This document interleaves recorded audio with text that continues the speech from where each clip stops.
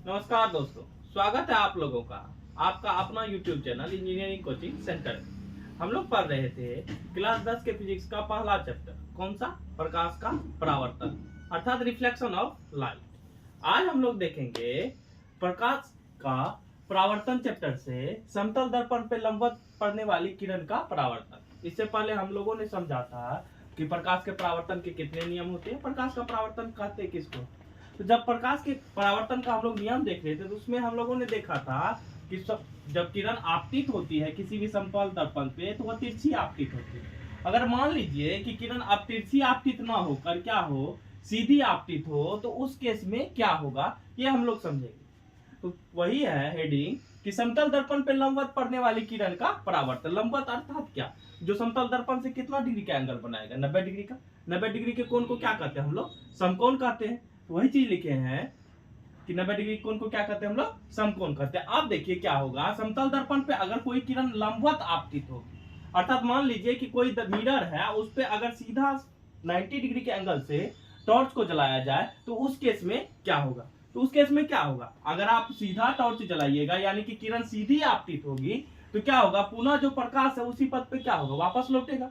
यानी कि प्रकाश जिस पथ से गया था, यानी कि जिस रास्ते से प्रकाश हमारा गया उसी रास्ते से प्रकाश वापस क्या होगा, उसी रास्ते से वापस लौटेगी। यानी कि जिस आपतित किरण जो होगा उसी पथ पे होगा और परावर्तित किरण भी क्या होगा, उसी पथ पे होगा। तो अभिलंब से अभिलंब जो है हमारा क्या होता है, हमारा अभिलंब क्या होता है? समतल दर्पण के क्या रहता है, अभिलंब परपेंडिकुलर रहता है, 90 डिग्री का एंगल बनाता है। तो अभिलंब भी इसी पथ पे है, आपतित किरण भी इसी पथ पे है, परावर्तित किरण भी इसी पथ पे है। तो सारे आपस में कितना डिग्री का एंगल बनाएंगे? 0 डिग्री का। चलिए इसको भी अच्छे तरीके से हम लोग समझते हैं। तो आपतन हम लोग जानते हैं प्रकाश के परावर्तन के नियम से आपतन कोण जो होता है वह बराबर होता है किसके? परावर्तन कोण के। आप देखिए आपतित किरण है और परावर्तित किरण है, दोनों इसी पथ पे। और क्या अभिलंब भी क्या है? अभिलंब भी देखिए तो तीनों एक ही है, तीनों एक ही पथ पे है। तो तीनों एक ही पथ पे होने के कारण आपतन कोण का डिफिनेशन क्या होता है? आपतन कोण कहते हैं किसको? तो आपतित किरण और अभिलंब के बीच के कोण को क्या कहते थे हम लोग? आपतन कोण कहते थे। और परावर्तित किरण और अभिलंब के बीच के कोण को क्या कहते थे? परावर्तन कोण कहते हैं। तो अब देखिए आपतन कोण क्या बनेगा, आपतित किरण और अभिलंब के बीच का कोण, दोनों उसी पथ पे होने के कारण आपतन कोण का मान कितना हो जाएगा? 0 डिग्री। और अगर हम पूछे कि यही क्वेश्चन अगर परावर्तन कोण से पूछिए तो परावर्तन कोण का भी मान क्या होता है? परावर्तित किरण और अभिलंब के बीच का कोण होता था। तो यहाँ पे देखिए तो परावर्तित किरण ये रहा आपका और अभिलंब भी ये रहा, दोनों इसी पथ पे है। तो दोनों आपस में कितना डिग्री का एंगल बना रहे हैं? और आसान है, 0 डिग्री का एंगल बना रहे हैं, 0 डिग्री का कोण बना रहे हैं। तो परावर्तन कोण का मान भी क्या हो जाएगा? बराबर हो जाएगा। ऐसे भी हम लोग जानते हैं कि प्रकाश के परावर्तन के नियम से आपतन कोण जो होता है वह बराबर होता है किसके? परावर्तन कोण के। तो अगर एंगल आई यानी कि आपतन कोण का मान 0 डिग्री है तो ऑटोमेटिक है कि परावर्तन कोण का मान भी कितना हो जाएगा? 0 डिग्री होगा।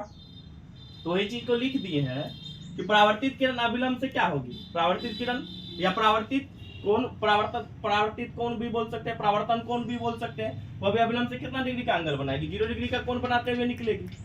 या परावर्तित किरण क्या होगी? अभिलंब से 0 डिग्री का कोण बनाई और वो अपना निकली।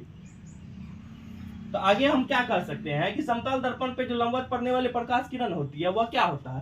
परावर्तन के बाद पुनः उसी पथ पे क्या होती है? वापस लौट जाती है। अगर परावर्तन होता है प्रकाश की किरण का तो उसके बाद पुनः क्या होता है? उसी पथ पे वापस लौट जाती है। तो एंगल आई बराबर एंगल आर और आपतित किरण परावर्तित किरण दोनों का मान कितना रहेगा? 0 रहेगा। उम्मीद करते हैं आप लोगों को ये समझ में आ गया होगा। तो चलिए आगे देखा जाए कि परावर्तन कितने प्रकार के होते हैं। चलिए अब हम लोग आते हैं परावर्तन के प्रकार पे, यानी कि परावर्तन कितने प्रकार के होते हैं। तो परावर्तन जो होता है वह 2 प्रकार का होता है। पहला होता है नियमित परावर्तन और दूसरा होता है अनियमित परावर्तन। जो नियमित परावर्तन होता है उसे हम लोग क्या कहते हैं? तो उसे रेगुलर रिफ्लेक्शन कहते हैं। और इसी में क्या लग जाता है? अनियमित परावर्तन में इर लग जाता है। तो क्या हो जाता है? Irregular reflection. चलिए एक एक करके दोनों का क्या समझते हैं हम लोग? डिफिनेशन समझते हैं। तो रेगुलर रिफ्लेक्शन किसे कहते हैं और इरेगुलर रिफ्लेक्शन किसे कहते हैं? तो चलिए नियमित परावर्तन को देखते हैं। इस प्रकार का जो परावर्तन होता है, यानी कि जो ये हमारा नियमित परावर्तन है, ये किस प्रकार की सतह पे होता है? तो यह चिकने सतह पे होता है। जैसे मान लीजिए कि यह क्या समतल दर्पण, समतल दर्पण का सतह क्या होता है? एकदम समतल होता है, चिकना होता है। यानी कि ये जो परावर्तन होगा कैसे होगा? समतल दर्पण टाइप का सतह पे होगा, यानी कि जिसका सतह क्या होगा? प्लेन होगा, समतल होगा, सपाट होगा। उस पे क्या होगा? नियमित परावर्तन होगा। तो इस प्रकार का परावर्तन कैसे सतह पे होता है? समझ में आ गया? चिकने सतह पे होता है। तथा आपतित किरण जो होती है परावर्तन के पश्चात वो क्या रहती है? समांतर रहती है। यानी कि आपतित किरण जो क्या हुई, किरण आपतित हुई और टकराई, उसके बाद जो परावर्तित किरण होती है ये दोनों आपस में क्या रहती है? एक दूसरे के समांतर रहती है। यानी कि किसी भी तरह का कोई भी दिक्कत नहीं होता। किस सतह पे? तो चिकने सतह पे। अब देखिए अनियमित परावर्तन किस पे होगा? तो इस तरह का परावर्तन किस पे होता है? खुरदुरे सतह पे। जैसे गांव सब में आप लोगों ने देखा होगा, कोई अगर गांव के बच्चे होंगे तो वो सब देखे होंगे कि चतरा जो होता है, जिसे हम लोग टीन भी कहते हैं, तो टीन का जो सरफेस होता है बिल्कुल इस तरीके से ही होता है। अब जो नया टीन होता है देखिएगा तो धूप की जो रोशनी पड़ती है वह इधर उधर कहीं भी रिफ्लेक्ट हो जाती है, किसी भी तरीके से कहीं भी रिफ्लेक्ट हो सकता है। ये एग्जाम्पल हम आप लोगों को बस समझने के लिए बताते हैं कि फिजिक्स ऐसा सब्जेक्ट है ना वो, कि इसमें आप लोग बेसिक चीजों से समझ सकते हैं जो हमारे जीवन यापन में या जिंदगी से जो चीजें जुड़ी हुई है, सारा एग्जाम्पल आपको अपने डेली लाइफ में देखने को मिल जाएगा। जैसे आप ये एग्जांपल देख सकते हैं अपने डेली लाइफ में। प्लेन मिरर तो आप लोग रोज देखते ही होंगे चेहरा देखने के लिए, आराम से तैयार होने के लिए। तो चलिए देखते हैं अनियमित परावर्तन को। जो ये तो परावर्तन होता है ये कैसे सतह पे होता है? तो ये खुरदुरे सतह पे, यानी कि उबड़ खाबड़। खुरदुरे कहने का मतलब क्या है? सिंपल अगर भाषा में बोलिए तो उबड़ खाबड़ सतह पे, यानी कि जो सतह क्या हो? समतल ना हो, तो खुरदुरे सतह पे होता है। तथा आपतित किरण जो होती है वह क्या होती है? वह परावर्तन के जब पश्चात होती है। तो देखिए जो जान के किरण क्या है, टेढ़ा मेढ़ा बनाए हैं, जिससे आप लोग को समझ में आए कि आपतित किरण जो आई और परावर्तक सतह से जब टकराई तो वह इधर उधर कहीं भी रिफ्लेक्ट हो गई। यानी कि उसका जो रिफ्लेक्शन था, जैसे इसमें था कि आपतित किरण क्या थी? परावर्तन के पश्चात समांतर थी, मगर इसमें देखिए तो आपतित किरण परावर्तन के पश्चात समांतर है। अब थोड़ा बहुत इधर उधर हो गया होगा तो वह मेरा हाथ से बनाना पड़ता है, तो इसलिए ऐसा नहीं सोचिएगा कि टेढ़ा हो गया है सर। किरण तो हमेशा सीधा पथ पे ही गमन करता है, आप लोग को बताए ही है। तो इस तरह का जो परावर्तन होता है वह किससे होता है? अनियमित परावर्तन खुरदुरे सतह पे होता है। तथा आपतित किरण जो होती है वह परावर्तन के पश्चात क्या होती है? समांतर नहीं होती है।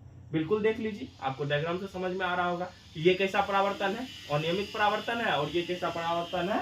नियमित परावर्तन। उम्मीद करते हैं आप लोगों को वीडियो पसंद आया हो। तो मिलते हैं अगले नेक्स्ट वीडियो में हम लोग नेक्स्ट टॉपिक के साथ, जो हमारा टॉपिक रहेगा प्रतिबिंब से रिलेटेड, कि प्रतिबिंब किसे कहते हैं, प्रतिबिंब कितने प्रकार के होते हैं, वास्तविक प्रतिबिंब किसे कहते हैं, आभासी प्रतिबिंब किसे कहते हैं। तो जरूर आप लोग उस वीडियो को भी देखिएगा, और ये वीडियो को जो देखने आइएगा अपने दोस्त के साथ शेयर जरूर कीजिएगा। अगर आप लोगों को वीडियो हमारी पसंद आती है, हमारी मेहनत अच्छी लगती है, तो आप लोग शेयर किया कीजिए दोस्तों। थैंक यू, धन्यवाद।